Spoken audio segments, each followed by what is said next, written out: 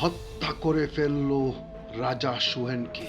তার ভিতরের জমানো যে অনেক বছরের আগুন জ্বলছিল সেটা যেন সে মিটিয়ে দিল এক মুহূর্তে।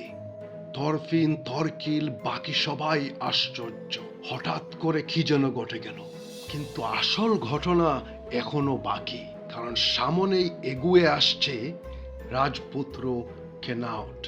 ভাইকিংদের রাজা নিহত, তার মরদেহ মাটিতে পড়ে আছে।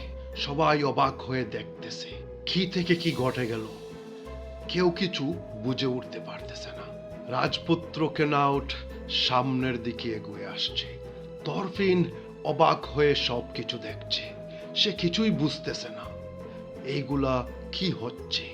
ইতিমুহূর্তেই কেনাউট তলোয়ার বাইর করে এক আঘাতে আসকালাদের গর্দন উড়িয়ে দেয়।